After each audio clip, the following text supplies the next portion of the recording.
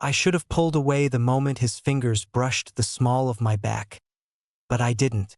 I let him linger, and then he whispered, "You smell like summer." You won't believe what happened next. How that one sentence, soft as a breeze, awakened something I thought had long died inside me. Stay with me. Because from that moment on, everything I thought I knew about love, loyalty, and desire began to blur. If stories like this stir something in you, memories, regrets, hidden what-ifs, then don't forget to subscribe to the channel. There's always more than what meets the eye, and I'm here to tell you everything. My name is Margot. At 53 years old, I find myself residing in a weathered farmhouse, hidden deep within the heart of rural Georgia. Silence envelopes this place, an unsettling stillness that lingers far too often. The kind of silence that reverberates, offering no solace, only a haunting reminder of what lingers beneath the surface. My husband, Richard, often claimed this place was ideal for clearing the mind. Hilarious. The only thing it ever cleared was his schedule. An empty space that allowed him to escape the weight of my presence, to return to the city, to his office, to anything that wasn't me. 15 years of marriage have woven a complex tapestry of love, challenges, and unspoken truths. On the surface, we present a picture of perfection. A grand porch adorned with white rocking chairs, a meticulously tended garden, and photo frames brimming with hollow smiles. Visitors continue to shower us with compliments, as though the facade of beauty could truly provide warmth to a woman in the solitude of night. Richard once held a love for me, or so I believe. He made an effort, but it was a struggle. Yet, amid the clinking of glasses at business dinners and the relentless buzz of late-night conference calls, I faded into the shadows, unseen and unheard. Not despised, simply invisible, silenced, like the relentless ticking of a clock, a sound you've mastered to ignore, yet it looms ominously in the background. Now, his calls are reduced to mere inquiries about bills or a distant check on the weather back home. I could vanish into this house, and he wouldn't even realize it until the next time he sorted through his laundry. And then there's Mason. Mason is the son of Richard, born from the shadows of his first marriage. Teen.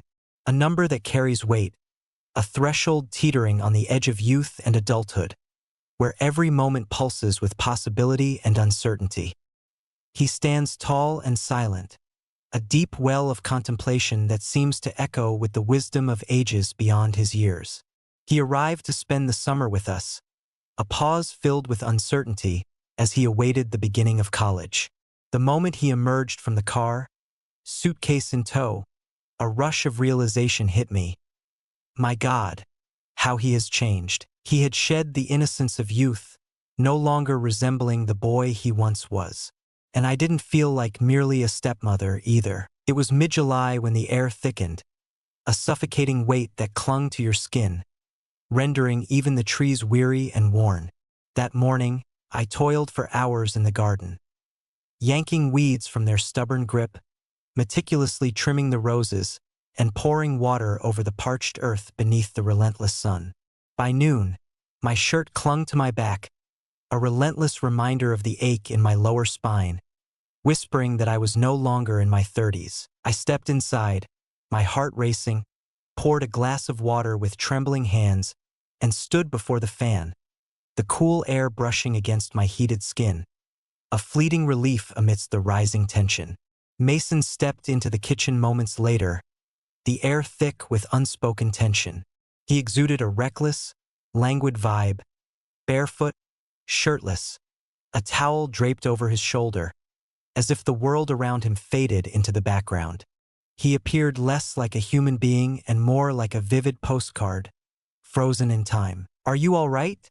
he inquired, his hand reaching for a bottle from the fridge, tension hanging in the air. "My back's killing me," I confessed, a strained chuckle escaping my lips. "It seems my aspirations for the roses have spiraled beyond control." Mason's smile faded as he tilted his head, his gaze locking onto the crimson marks staining my neck and arms. "You're sunburned," I nodded, the weight of unspoken words hanging heavily in the air.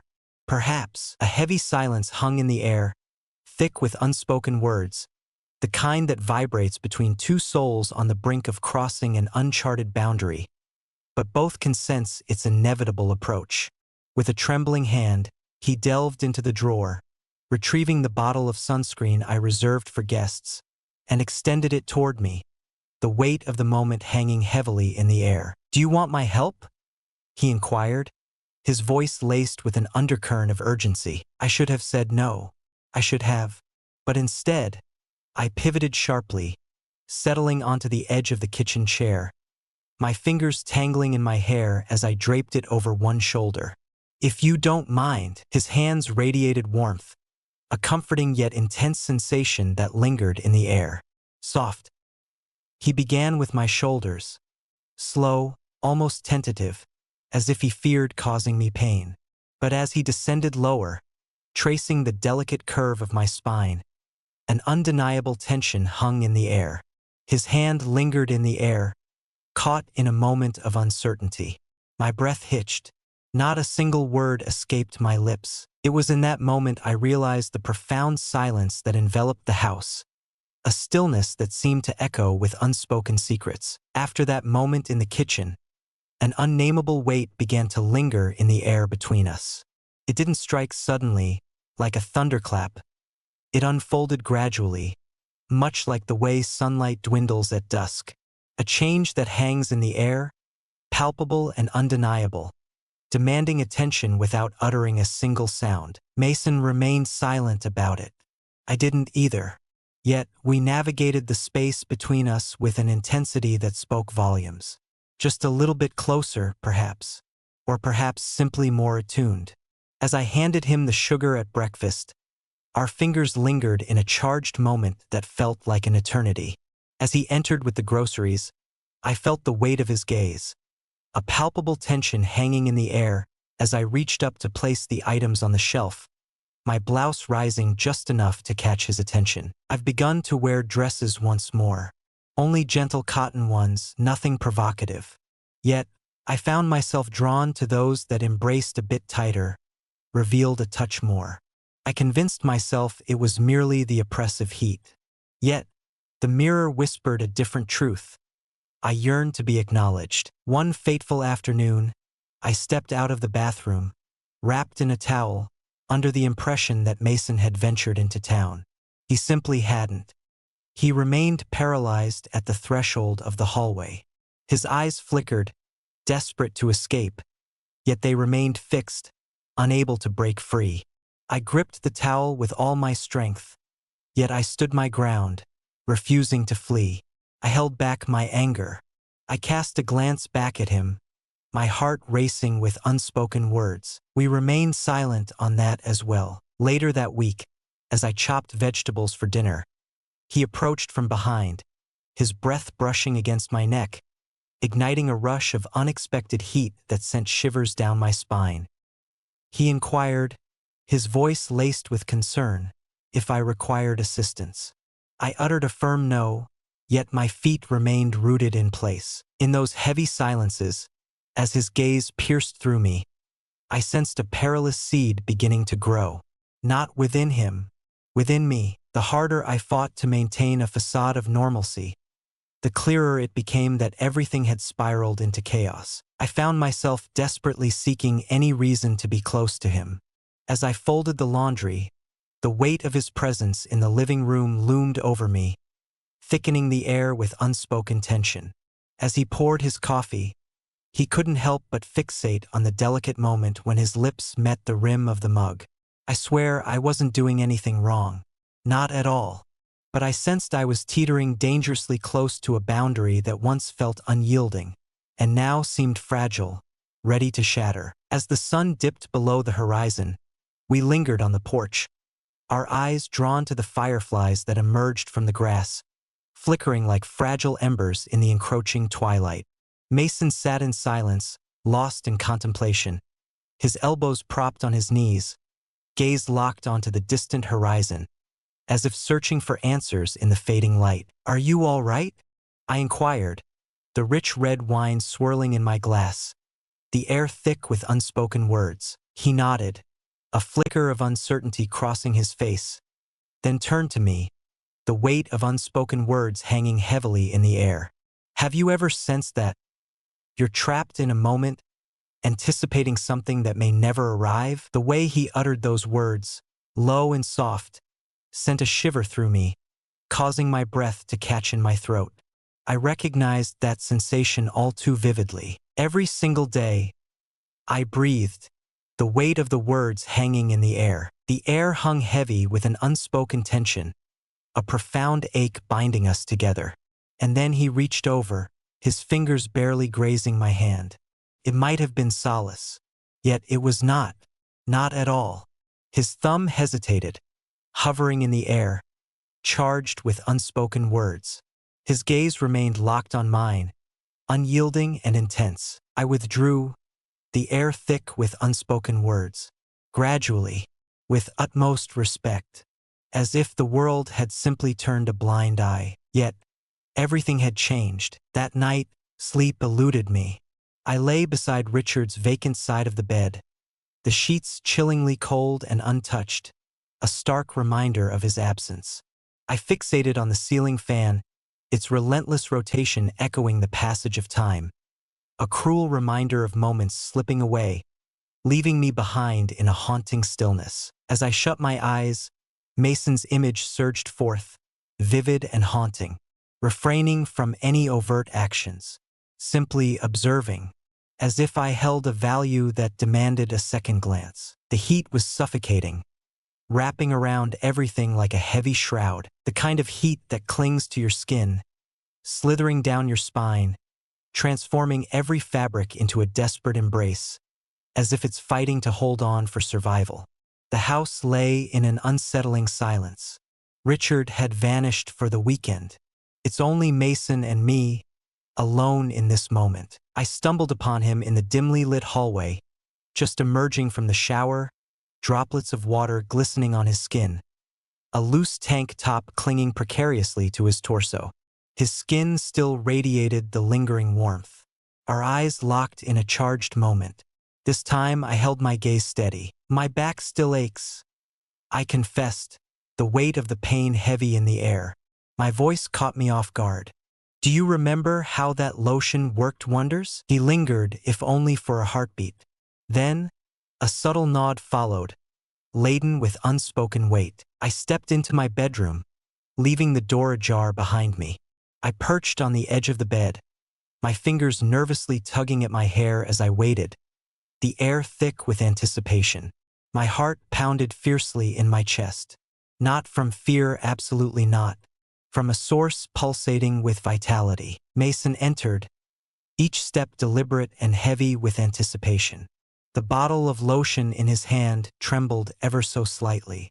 He sank to his knees behind me on the bed, the air thick with unspoken words, intensely inviting, powerful, deliberate. His hands found my shoulders, pressing down with deliberate, steady circles, each movement igniting the tension in my muscles, drawing out the ache that lingered beneath the surface. The lotion soothed my skin, yet every place he caressed ignited with an intense heat. His hands descended slowly, each movement charged with unspoken intensity. Beyond the confines of the bra line, it lingers, a whisper against the small of my back. My breath hitched in my throat.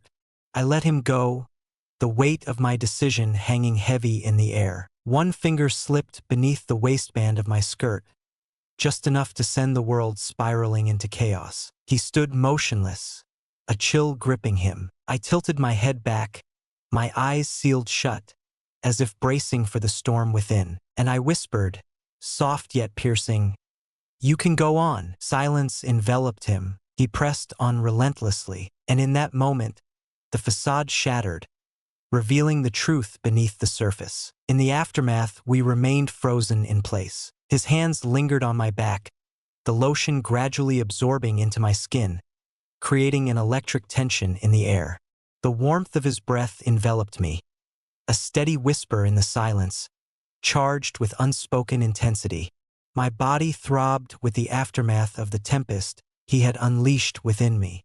Silence enveloped us, heavy and suffocating, until he finally did. "I used to think about this," Mason whispered, his voice barely above a tremor, laden with unspoken weight. "Long before this fateful summer." I blinked, my heart racing, still facing away, paralyzed by the fear of turning to confront the unknown that loomed behind me. "How long before?" I demanded, my voice trembling with urgency. He released a breath, heavy and strained, as if it had been trapped within him for an eternity. "It all began when I was just 15. During the holidays, I would come to visit, and you were always right there, waiting, stunning, compassionate, beyond reach." His words ignited within me, sending a searing heat coursing down my spine. I pivoted to confront him. His eyes were wide, filled with an unsettling intensity.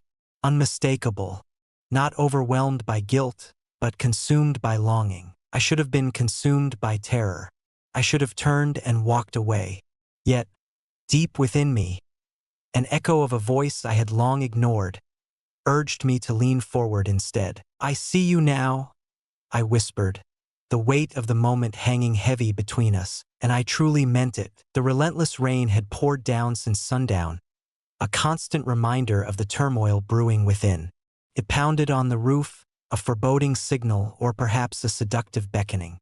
The house lay shrouded in dimness, warmth enveloping it like a heavy blanket, while an oppressive silence hung in the air, amplifying the sound of each breath taken. In the dim light of my room, I sat cloaked in a fragile robe, my gaze lost in the void, consumed by an unsettling silence. Then, the sound of his footsteps pierced the silence. He burst in without a sound. Mason lingered in the doorway, his hair still damp from the shower, a gray t-shirt clinging to his chest like a desperate embrace. His eyes locked onto mine, and in that moment we were ensnared, unable to break free. "This time it will be different." He approached me, each step heavy with unspoken words. With each agonizing step, he moved forward, crossing a threshold that felt irrevocable, a line that would forever remain uncrossed. My hands dropped limply to my sides. The robe slipped from its hold. As he approached, his fingers brushed against my collarbone. A mere whisper of contact, but it ignited every nerve in my body, sending shockwaves of electricity coursing through me. "I've yearned for this moment endlessly," he whispered, his voice thick with longing. And then he pressed his lips against mine, igniting a storm of emotions within me, hard as steel, unwavering, as if a man had been trapped in a suffocating silence for an eternity. His hands roamed with an intensity that sent shivers down my spine, gripping my waist, exploring my ribs, tracing the curve of my back. He traced me as if rediscovering the contours of longing. A sharp breath escaped my lips as his thumb dug into the tender hollow just beneath my shoulder blade. When our bodies collided, it wasn't mere chaos. It was destiny unfolding. The fabric tumbled to the ground, a silent whisper of chaos unfolding. Flesh collided with flesh. Heat discovered heat. He yanked me onto the bed, an unspoken understanding hanging thick in the air, as if he knew I was powerless to resist. And I chose not to. I was unable to. I bent into his hands as if they were the sole dialect I had ever known. The world shrank to the rhythm of a heartbeat and the sound of his breath, each inhale a fragile whisper in the silence. My name, a haunting echo, murmured repeatedly, laden with longing. As we finally fell onto the mattress, entwined in a heavy silence and searing warmth, I sensed it. The boundary we once knew had vanished, and I never wanted it back. Morning broke with a fragile light, enveloped in an almost suffocating silence. Mason lay in a deep slumber, his arm resting possessively across my waist, as if he had been destined to be there all along. I remained frozen in place, my gaze fixed on the ceiling, as the rain outside transformed from a torrential downpour to a soft, haunting drizzle. I expected the guilt to crash over me like a relentless tide, yet it remained unchanged. It crept in, a thick fog enveloping the world, caressing every surface before sinking deep into my very being. I ought to have been consumed by shame. I should have turned away, hurried to get dressed, and retreated into the familiar confines of the woman I once was. Yet, I remained frozen in place. For the first time in years, my skin felt like it belonged to me, shedding the layers of pretense that had suffocated my true self. My body felt like a weight, heavy and oppressive. In that moment, as Mason embraced me, there were no demands, no expectations, just a profound silence that spoke volumes. He held no judgment. He stood his ground, unwavering. He remained, an unyielding presence in the charged atmosphere, and I chose to remain by his side. There's a haunting stillness that descends after the tempest. Not solace, not sorrow. The weight of the irreversible hangs heavy in the air, and yet, here you are, rooted in the chaos of it all. Soaked, breathless, transformed, uncertainty looms over what lies ahead. Tomorrow feels like a shadowy unknown, a haunting uncertainty that grips my very being. Yet I am certain of this. Last night, I felt the weight of every gaze upon me. Last night, I felt a desperate longing, and regardless of the price I must pay, I hold no regrets for that. I devoted the remainder of that day to the art of pretense, feigning that everything remained the same, feigning the role of a simple woman, folding laundry, preparing dinner, and offering polite smiles to neighbors, all while they remained blissfully unaware of the darkness I had embraced. Yet within, I was completely sincere. Every room I traversed resonated with haunting memories. The kitchen table, a silent witness to the fleeting moment when our fingers brushed against each other. The hallway, a place where his gaze had once been ensnared, lingering in a moment that felt both eternal and haunting. And, of course, the bed. It was more than a mere location where we defied the boundaries. In that moment, I was painfully reminded of my existence. I sat alone on the porch that evening, my gaze fixed on the sun as it descended behind the trees, as if it were retreating into shadows, concealing secrets of its own. A glass of wine clutched tightly in my hand. A heavy silence echoes within me. My mind raced, desperately seeking answers in the shadows of uncertainty. Was it truly wrong? Indeed, did I truly regret it? I must, but did I truly wish it had never occurred? Absolutely not. For the first time, I had finally ceased to fade away. I had been moved not merely by hands, but by an intense focus that pierced through the surface. With an undeniable force, with utmost care, desires I had suppressed for far too long, yearning to voice them at last. It had been years since Richard had really seen me. Perhaps that's not a valid justification after all. Yet it remains an undeniable truth. We are all too eager to cast judgment on a woman who falters. Yet the years never broke her spirit. Desire doesn't always knock politely. Sometimes, it sneaks in through a crack you didn't notice, between the silence of a lonely night and the echo of a forgotten laugh. It doesn't ask for permission.